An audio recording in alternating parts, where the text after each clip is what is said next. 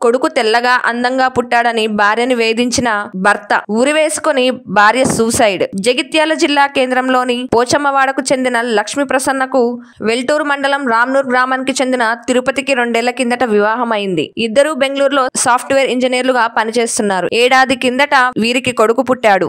అయితే తిరుపతి లక్ష్మీ ప్రసన్న చామంచాయ రంగులో ఉంటే కొడుకు మాత్రం తెల్లగా అందంగా పుట్టాడని అనుమానం పెంచుకొని తిరుపతి భార్యను నిత్యం వేధించేవాడు. దీంతో లక్ష్మీ ప్రసన్న ఉద్యోగం కూడా మానివేసింది. దీనికి తోడు కట్నం డబ్బు కూడా మొత్తం ఇవ్వలేదని, కట్నం డబ్బు కావాలని అత్తామామల్ని వేధించడంతో లక్ష్మీ ప్రసన్న 5 రోజుల క్రితం జగిత్యాలలోని తల్లిదండ్రుల దగ్గరికి వచ్చింది. తీవ్ర వేధింపులకు గురి అయిన లక్ష్మీ ప్రసన్న ఇంట్లో ఉన్న అద్దంపై అమ్మా నాన్న నాకు బ్రతకాలని లేదు, నా కొడుకు జాగ్రత్త, ప్లీజ్ వాళ్లకు మాత్రం నా బాబుని ఇవ్వకండి అని రాసిపెట్టి ఉరివేసుకుని ఆత్మహత్య చేసుకుంది. తమ కూతురు చావుకు భర్త అత్తమామలే కారణమని లక్ష్మీ ప్రసన్న తండ్రి ఫిర్యాదు చేయగా తిరుపతి మరియు తిరుపతి తల్లిదండ్రులపై కేసులు నమోదు చేశారు పోలీసులు.